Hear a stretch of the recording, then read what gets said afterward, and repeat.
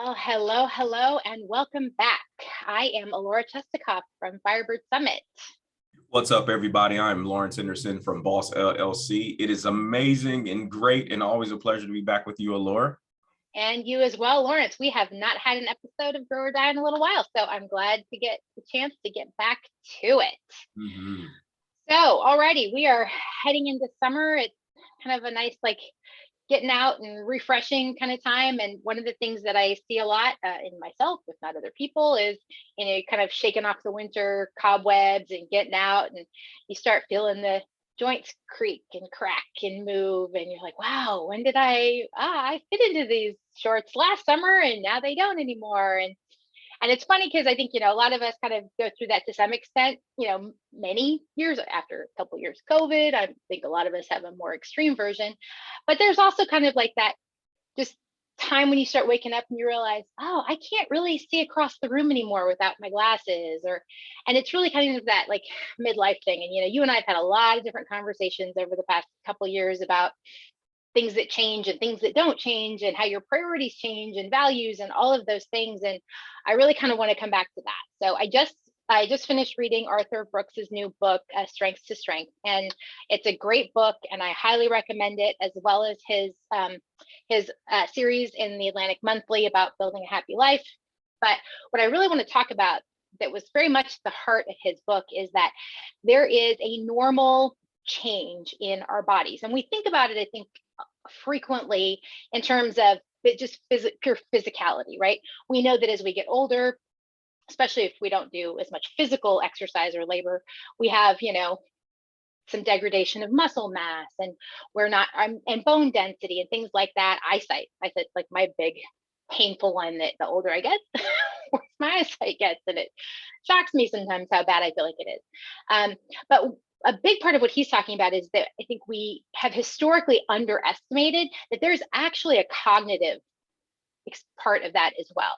And so he breaks things down into sort of what he calls two different intelligences. One that you have when you're younger and you're really fast and really sharp, kind of that like super aggressive, high adrenaline, capacity that you have when you're younger. And he refers to that as fluid intelligence, which is very, like quickly on the ball, fast calculations, keep a billion things in your head at once, a lot of mental juggling kind of stuff. And then part of the change in your prefrontal cortex as you get older helps kind of gradually transition into what he calls crystallized intelligence, which is more about context. It's more about pulling different ideas together. It's a lot more relational in its nature. You're more you get more interested a little bit in the human relationships and the human impact and things.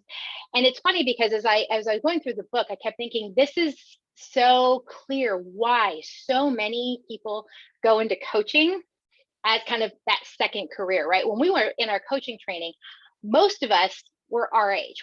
Most of us were in our early 40s, about that time where we'd come from a career that we might have really, really loved at one point.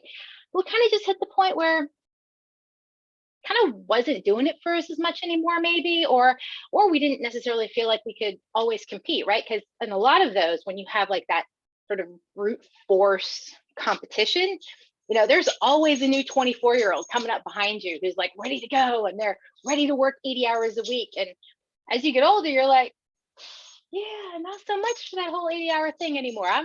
Yeah, I did do that once upon a time, but I'm not sure I'm feeling it so much these days. And so what I really liked about his book was he talked about how there's a lot of scientific reasons for it. There's been a lot of really interesting research, particularly around how some different fields kind of experience different peaks in people's ages, kind of in terms of peak performance. But what his real point was, more than anything else, is that we'll often kind of joke about it as like a midlife crisis. And his point, more than anything else, is if you understand why it's coming and you don't try to, be a salmon fighting upstream against the realities of the changes in your body and your brain, it doesn't have to be a crisis. You can start looking at ways to make different decisions and look at ways to pivot your career and take advantage of the things that you've gotten good at that you probably weren't good at when you were 24, but that over time, as you kind of go through this, if you can accept those changes and accept the advantages that come with them as well, you can actually make decisions that help kind of transition you into a different phase of your life and your career, and don't turn it into a crisis that completely, strips you of your identity and everything else. Yeah. So that's really what I want to talk about today. So Yeah, that's amazing. Yeah, that's amazing, because as you were talking, one of the things, and I think transition is a key word in kind of wherever you place that at, right? And I think, you got the age of it all in the workplace, right? And there being 5 generations represented in the workplace and whatever that means. And I think for us, that's a great, kind of marker where we entered into coaching as a, career field and as a change and a meaningful change. And I think me transitioning out the military, that connection point, that drastic kind of life transition of, okay, I'm no longer that or identify full time with something, but okay, so what's my next? And I think a lot of times when you think about moving from thing to thing, it's the fear of, will what I was good at before transition with me? And I think that is a scary thing that keeps people from even making that leap. And you talk about physically. I mean, I'm doing that now where I'm standing up and I'm like, it takes I go like, where's the WD-40? Because I need to like grease some wheels before I start moving too quickly. And isn't it hilarious how when you, especially you've been sitting for a while and you go to stand up and you groan and you're like, oh my God, when did I become my parents? Oh, yep. Sitting down. Like in all the commercials and TV shows, like when people sit down and you make noises, you'd be like, oh God, it's me. And I think that's just an amazing topic to tackle. And when what has this coming up for you as of late? So, it's funny because when I started my career in technology, I was a project manager, and I was a really damn good project manager. And one of the reasons that was true is because I could keep a whole ton of really complicated technical detail in my head at any given point in time. And so I could be going through my workday back in the days when I actually worked in an office surrounded by people, and I could walk around the office, and any given person at any given point in time could stop me. I could be away from my desk and say, hey, where is X, Y, and Z for the project? And I knew where it was off the top of my head, who was doing it, when they were going to be done, when it was going into testing. Like I knew all of that. And that actually worked to my advantage in a lot of ways, because it meant that I could get involved in bigger and more complicated things that people who weren't as strong or confident would shy away from. And those were really kind of the more, messy, bigger, more ambitious types of projects. And so I always found myself, quick to dive into those, quick to volunteer for those, because they were the more exciting and interesting ones. And the thing that I really struggled to explain to people over the past 10 years is why I can't be a project manager anymore. I can't do that anymore. I can't kind of stay focused in that level of detail. And it's funny now because, in my during my day, I'll be in conversations with project managers, and I'm, sort of trying to stick at a 30,000-foot view, and I'm watching them work, or I'll sit in on a meeting and they'll start popping between tickets, and they know, oh, well, this particular issue has this ticket number, and they just like plug in the ticket number and they know exactly which one it is and exactly where it is and which developer has it, which country that developer is in, and what kind of timeline. And I'm watching it thinking, I'm just tired.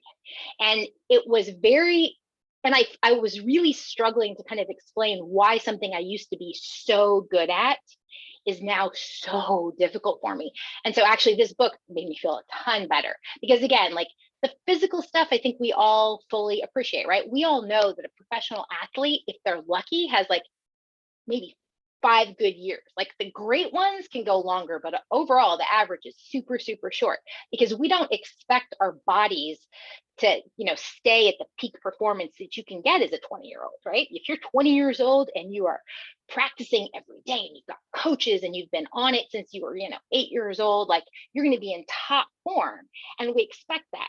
I think we frequently, and this is again a point he makes in the book, we kind of underestimate that there's a corollary to the brain, and especially your prefrontal cortex, which is, where all of that kind of fast processing, work that we do as knowledge workers really kind of exists.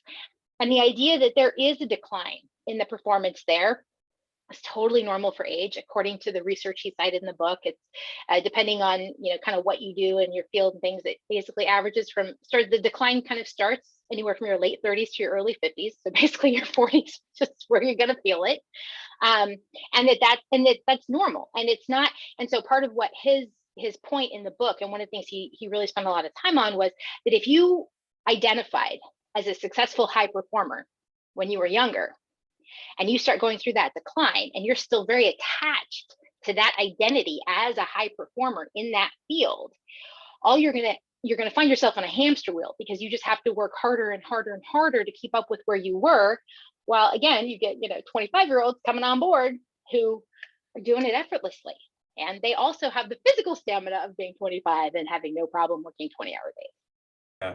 And I think that is a huge distinction you just made, because I'm in this process, in this season of, when I coach a leader and I coach a client, helping them, I call it like, how do we collect the win, right? And the win in context, and the win as what's important now.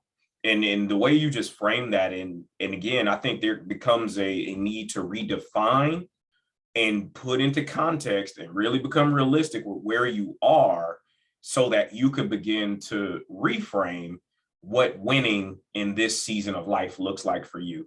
Because I could see how someone could just hold them, like, be so hard on themselves. I mean, I just started with a new gym at the beginning of March, and ex NFL football players, the lead trainer, we're doing sled work, we're doing all this stuff, and I'm with the 4:25 a.m. crew, and I'm looking at all these other guys and gals, and I'm like, man, why can't I do what they're doing, when, again, Army me was doing this? And I was like, dude, you've been out the Army for 7 years now, and you haven't worked out this level of workout probably ever in your life since high school football. Like, put it into context, buddy. And then one of the things, and I love that it happened for me, when he said out loud, he was yelling at one of the guys one day, and he said, he got an excuse. He been here for 2 weeks. You ain't got no excuse. You've been here for 5 years. And I'm like, dang. I was trying to compare myself to people who, like, and again, I was like, but what was I? And it was like, I was trying to pull that person forward. I was like, no, who are you now? Yeah. Who are you today, and who do you want to be? And my thing is, now I just want to be, sexiest husband in the room. And then, in context, that would mean to my wife. So I'm only just trying to be her to her level. When I get to her level of sexy, mission accomplished. I'm good.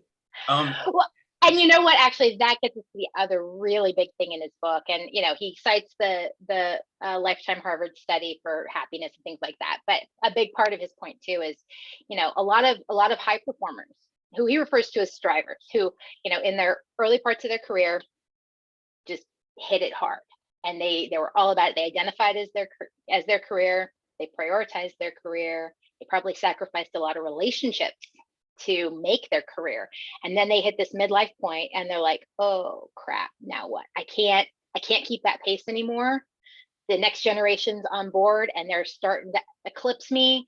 I got to do something else. And oh yeah, by the way, look around. I've burned down my marriage. I have no relationship with my kids. My parents are, on their decline. I have almost no friends left. Now what the hell do I do? Because I've just made a mess of my personal life at the expense of a career that is now moving way past me, and I don't even want it. And a lot of times I don't even want it anymore. And so this was a really big thing that, is part of the book, is that, again, part of it doesn't have to be a crisis, but it is a transition. And when you come into this point in your life and you look at it and you're like, okay, well, looking down the barrel at 50, and my brain says, hey, you know what? Every piece of research on the planet says that the degree of satisfaction you have at 80 is largely based on the relationships you have in your life based at 50. So guess what? How are you going to prioritize where you're at now? You've got to repivot how you're doing things, how you identify what you think is important to you, what you prioritize, what you make time for. And I think, to me, that's always one of those stats that came out of has come out of the Harvard study is that how satisfied you are with your life at 80 is a direct correlation to the state of the relationships you have in your life at 50. And that is such a powerful thought. And he draws on that a lot. But again, his point is a lot of people who are very high performers in their career up through their 30s and into their 40s have done a lot of damage to a lot of relationships. And by the time you're coming into your 40s and looking around, start deciding which pieces are important to pick up. Wow, that is, and again, and I love again the title, and I love words and kind of that strength, from strength to strength, and again, when you talk about you never, if in it, that research and it being the truth of it in the data of, hey, the truth is you didn't build relationships. And then now in this area where life is shifting and things are pivoting and you're reframing what it's important for you and all these things, and to think that the next 30 years of your life is dependent on your ability to build relationships.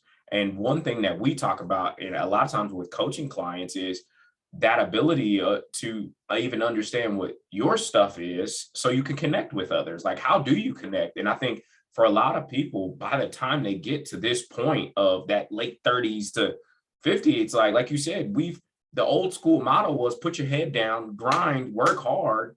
And so now people are running into this wall. And I think these youngsters, look at me sounding old. They figured this thing out when they, kind of, hey, I want something, some work-life priority that encompasses relationships and these types of things. And I think relationship as a strength, relationship as a life practice is, I think, something that we in today's age, if COVID didn't teach us anything from being isolated and all the rest of that, is, hey, what are the value of the relationships that you have closest to you? And I know for me, I got work to do. Yep. And I know, again, a lot of us to prioritize, who do I want to hang out with when I'm 80? Yeah, like literally, like, I'm like, who would I still invite over at 80? Well, and that, I think, is, to me, that was another really interesting point about the book. And, I've talked about this before, how when my grandmother moved into the home that she's in, she really struggled to make friends and it wasn't until that point in time that she realized how much she had always depended on my grandfather to drive that. Well, my grandfather and work, because she was a teacher, so she had friends, that were work friends and things like that. But that, it was the first time in her life, like, as a totally solo entity, she was responsible for building and making friendships, and she didn't know how to do it. And she was 95 years old, or sorry, 85 years old, and like, she was stuck in a totally new environment and looking around going, now what do I do? And I was watching her at the time thinking, wow, that's sad and kind of heartbreaking, and it's hard to watch her struggle and try to figure it out. And then going back to, the book, I kept thinking to myself, okay, so grandma's issue was that she'd relied on my grandfather for that. And after he died, she was like, oh crap, I gotta learn to swim on my own. Didn't ever plan on that. Mine was, oh no, I prioritized work for so long that I have let a lot of friendships atrophy, and I've let my friendship muscles atrophy in the process. So I have to get back to that. And so, that to me is another thing, another point that he made actually that was really interesting, is that, and we've seen this research before also, obviously, is that, women tend to make friendships based on kind of emotional support, and men tend to build friendships more around common activities. And so again, one of the things that becomes a real challenge is how do you, again, say you're, pushing 50 and you're like, okay, I got to prioritize this, coming back to trying again and starting over, like trying to figure out how to do that when, maybe the physical activities, guys who used to play basketball together who might not be in a position to play basketball anymore are like, well, crap, now what do I do? How do I make friends now? Yeah, and I'm thinking about, me never taking that shot at underwater basket weaving. We might need to take it out.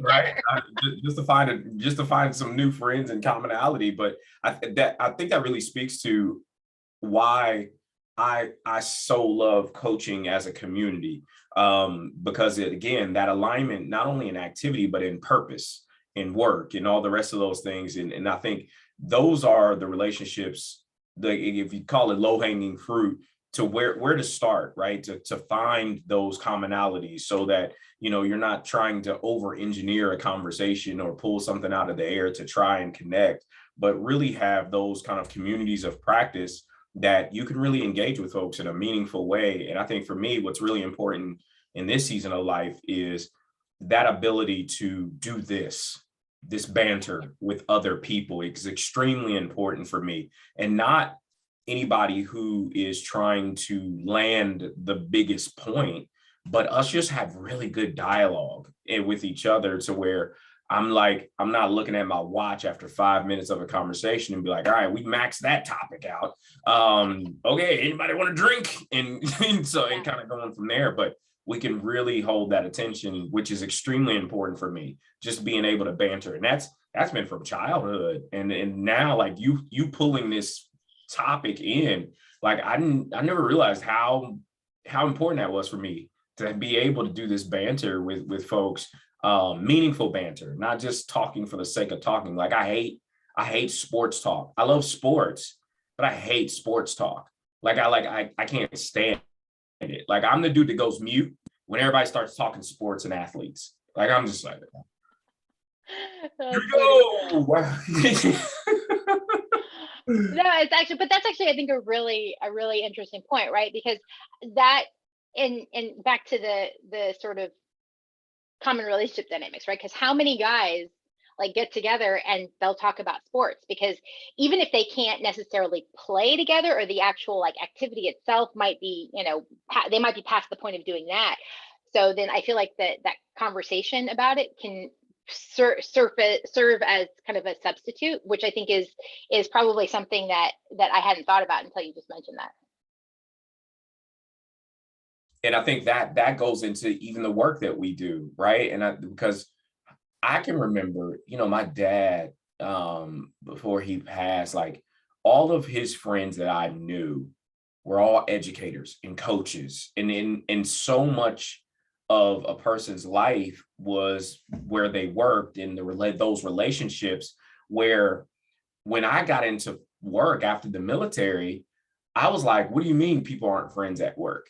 Like, I watched my father and my parents, like, I watched that be a real thing. Like, the people. Well, and then you were in the Army, where you're living with them. They're all together all the time. We get drunk together. We get, like, I mean, it was a whole thing. Like, but now I'm thrust into this world where people don't connect like that, or they don't believe it's important to have friends at work. And I think you talked about that Gallup best friends at work poll and all the rest of those things. And I'm just like, look, the data is here, that we spend so much time in these worlds. Like, okay, how do we grow together? Like, and I really think that, like, that's the point. And I can't wait to get my copy of this book that I've ordered already, so that I can really lean into this, because I really believe it's not, kind of where are we going, but where are we growing?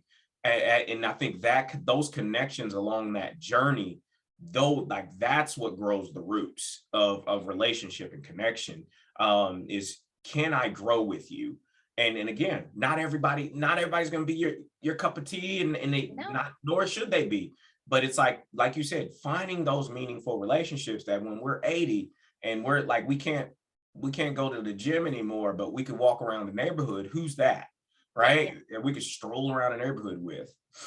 So it's funny you mentioned that, actually, because that was another interesting point in the book that he talks about, is that how, especially, again, this driver group that he's really talking to, that was all about getting into, really advancing their career and getting into leadership positions, that leadership positions are especially lonely and have the hardest time building relationships at work, because they end up, no matter how much they try or how much they want to, they can't really end up feeling comfortable being good friends with people that work for them.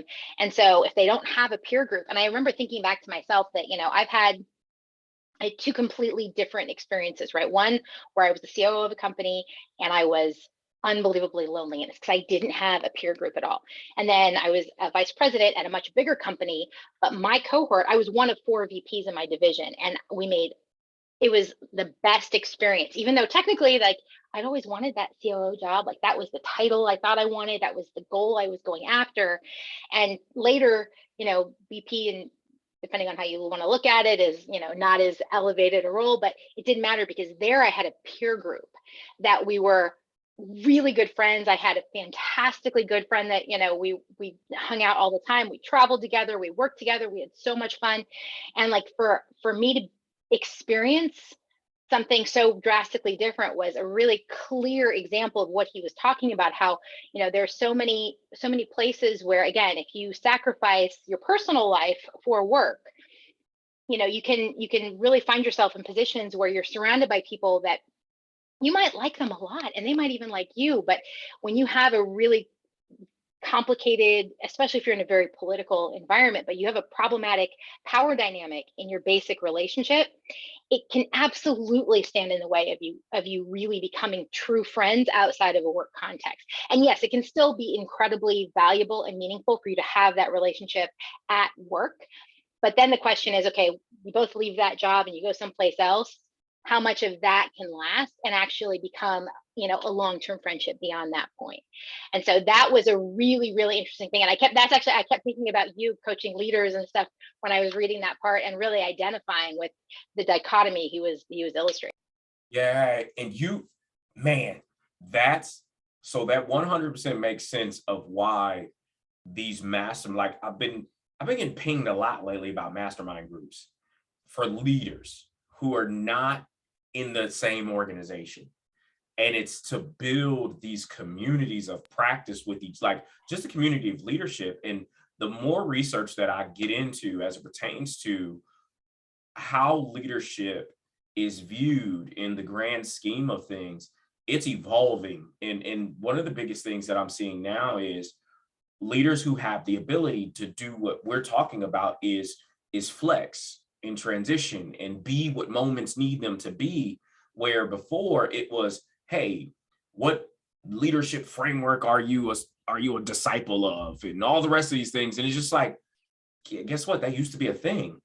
Now, the world we live in is requiring, hey, you to be nimble, you to be pliable, you to be flexible. And if you only deploy one style of lead, like then that means you don't know how to actually be what your people need you to be in these moments that matter. And I think having a community of leaders where we could talk about this, right? Like at 7 o'clock today, that's why I love being Professor Henderson and able to like talk leadership with young leaders. And now my online students are working professionals, some of them in leaders real time, that are coming back to get their undergraduate degree, to have these conversations of, hey, y'all should be community with each other.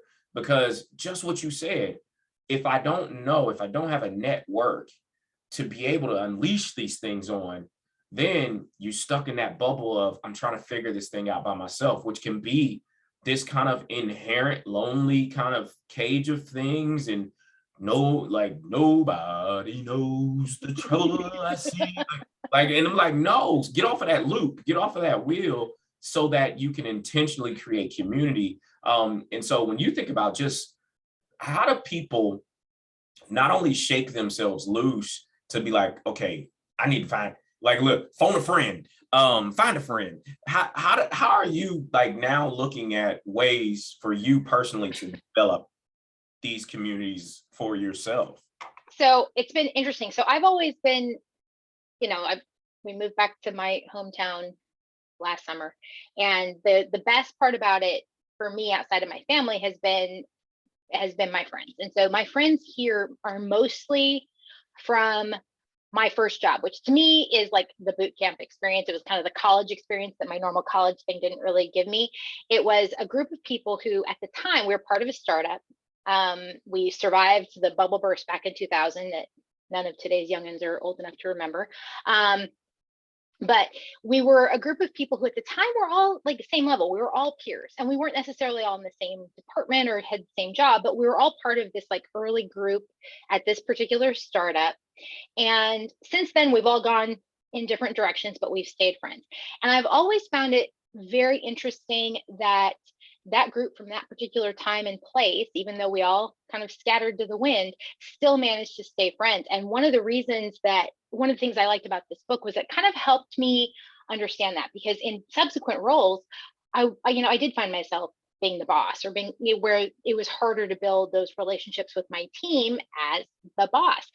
At that point in time, no, none of us were boss. We were all just, in the pool, piling on together, trying to, make stuff work.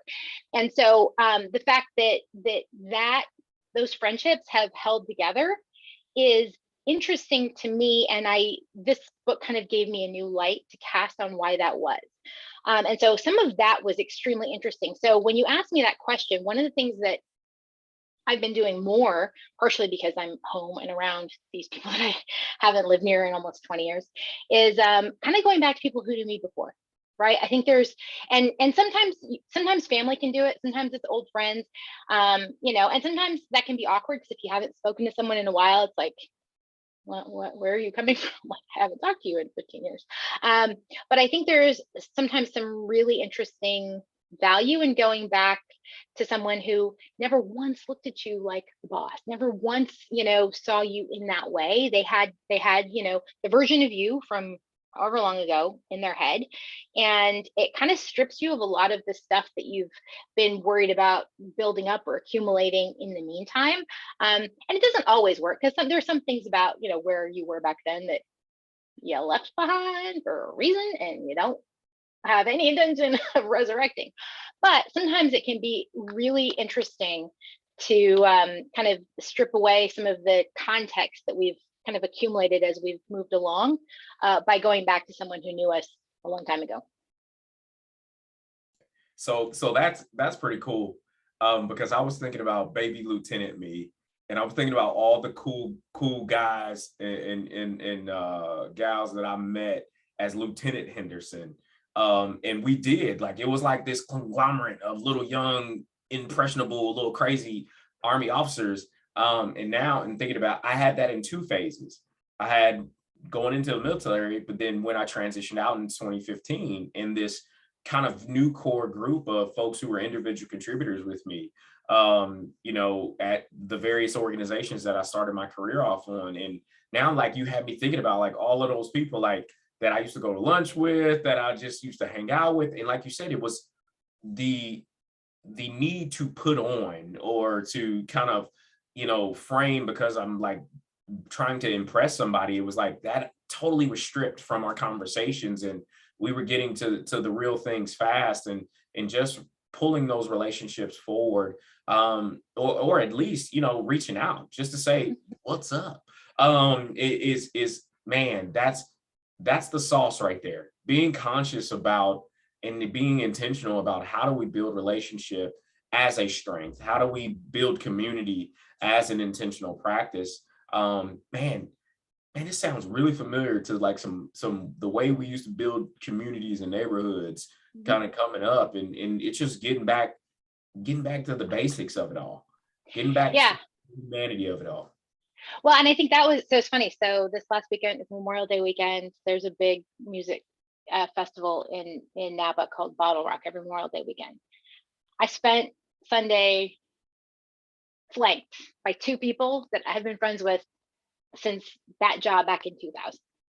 And, they're not people that I was seeing on a daily basis until I moved back. And it's like, it was just so, on one, we had a conversation at one point, because obviously we're all, 22 years older than we were back then. And so, we're standing around talking, and like all of us, we all have like gray hair now, and like we all just look different. And yet there are still moments where you start talking, and some of the old jokes will surface, and you're like, oh my God, yeah, we really have known each other for a long time. And and some of the stuff that, like, in the interim we've gotten caught up in or wrapped up in isn't part of the dynamic that existed, just because we predate that. And so there's something sort of almost humbling about that, in a way that you're like, oh, good, just let your hair down and kick back and relax. And I think that's a part of it too, right? Is the practice of, do I feel okay with letting my hair down, right? And I think that's that's the ageism of it all, is not getting too inside your own head about it, and just, and again, understanding that there's some trust that needs to be built, and the only way that you can do it is putting one foot in front of the other to extend yourself to and open yourself up for the opportunity for a relationship. And I think that's always been my deal, is how hard I am on people, because I try to qualify them before they actually even tell me what they're signing themselves up for. And so my my qualifier, my super extreme qualifier is, are you going to die for me? Are you going to war? If something happens, and I'm like, look, dude, stop being so intense. But I think that is a well, no, that's what Dupree says. You friend hard, right? Like which I think is like the greatest way of phrasing it. But it's interesting too, because actually, I gotta say, Brooks talks about that in the book also, is that one of the things that he and his wife have realized, partially, and you guys have done it too, just like we have, that when you have a tendency moving around a lot, sometimes it's actually really hard, because you're not necessarily physically close to people that maybe have known you for 20 years. Yep. And so some of that becomes, okay, great now, and especially when you're then coming back to, okay, so it's me and my partner, how do we find friends that we're both good with? And so one of the things he talked about was that as he and his wife have moved yet again to a new place, and they've been trying to kind of build up their circle of friendship, they've been very deliberate about kind of the way they drive conversation. So they get away from talking about vacations or gardening or other stuff, and focus on the more like really important core meaningful stuff. And it's kind of an early weeding process, right? For people who are like, where it becomes clear that, yep, there's just no alignment there. It's like, okay, no harm, no foul. Thank you. Great dinner. Move on. But we know now that that's not a fit. That's not, doesn't have that kind of synergy or compatibility that we're really looking for. So then we move on to the next one. And so he said, it was actually, they've made a deliberate effort to do that, to help kind of jumpstart and then quickly weed out as quickly as possible ones who might seem like good candidates at first, but then it turns out not so much. Yeah, I like that, because that's been the what virtual introduced to spaces, because I didn't have to hang out in a room with you, and you're only on my calendar for 30 minutes. And so we don't have the luxury to talk with the fluff and all the rest of the stuff. It's like, hey, how can we support each other? What does this look like? Would you reach out on LinkedIn to me for? Like, what's the thing? And I love that, particularly because that's authentic. Like, it's just like, okay, am I going to connect on some things that are important to us? And I think in relationships, like there's some owners, like I'm taking ownership and I'm being a little bit selfish, because I'm like, I want to know like who, and it's like you and several other leaders. I was telling somebody that, just sent me those little notes, right? When I was going through my stuff, and just to say, hey, checking on you, buddy. And that's it. And so for me, I think as we get older, like that becomes increasingly more important. To, do I have a collection of those people who can hold space for me and all of life's stuff that comes along with relationships? So no, great topic, man. Golly, this was good. Okay, so now question for you. Yep. Not physical. We're gonna strip out the physical, because that's the one everybody accepts, Yep. even reluctantly. Give me 2 or 3 things that you find yourself not as good at now that you used to be good at, didn't used to think anything of, used to take for granted, and now you find are considerably harder to do. Similar to yours, I was I could recall numbers and things, like I like off of one time seeing something. I could, paragraph 4B of this book said this. Now I'm like, I know the book, I see the book. So that's one. 2 is just the ability to, like, I'm quick on my feet, like I really am quick on my feet, but now I'm noticing that I have to bullet things a lot more. And so when people think I riffed, it's because I practice. That's, yeah. So those are my 2. So that's how you've adapted, is by practicing now. Oh yeah. Oh yeah. Yeah. So that would actually have to be mine too. So that, like the memory thing in particular, I didn't used to think anything of it. I could in fact, I could be someplace where I wasn't even part of someone's conversation. I was just, especially in an office space with cubicles, you can overhear people over here and people over there. And I could hear stuff and glean, random tidbits that might not seem pertinent today, but 2 days from now, I'm in another conversation and like, oh, hey, no, that's going on over there. I know that kind of stuff. Yeah, is much like, I can't assume that I do that anymore. And the other one is like more of that, like taking notes. And one of the things that I really realize now is I never learned how to take notes in school. Mhm. I listened, worked, like I have for years. I moved around and I carried so many stupid notebooks with me, and I have this like weird attraction to notebooks. I'll buy a notebook and I'll use it for like 2 days and then I won't use it again.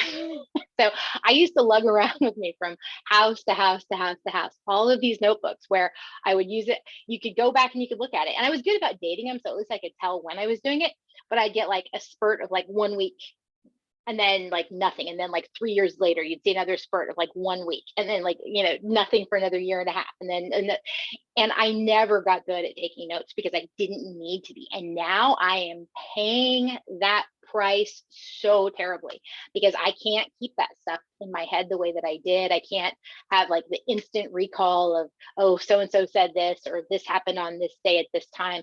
Like none of those things are at my beck and call the way they used to be. So that one, yeah, having to go back and teach myself how to take notes and to remember that it's like, a muscle memory, because I'll get involved in a conversation. Next thing I know, I've stopped taking notes.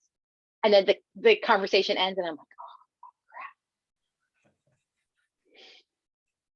I love it. I love it. yeah, that gets me into a lot of trouble. So, all righty, pal. Well, that was all I had for today. Did you have anything else on this one? No, just thank you so much for pulling this forward and also dropping great book recommendations. Yeah, always, always. Well, and also, like I said, Arthur Brooks has a really great series in the Atlantic. So he's ongoing stuff. He got a lot of research that went into the book and a lot of stuff that didn't fit into the book. So it's going into his articles in the Atlantic. So anyway, have a wonderful week, my friend. And it's so great to get a chance to talk to you again. Yes, ma'am. Always a pleasure. Until next time. Absolutely. I will talk to you soon. Bye. Bye.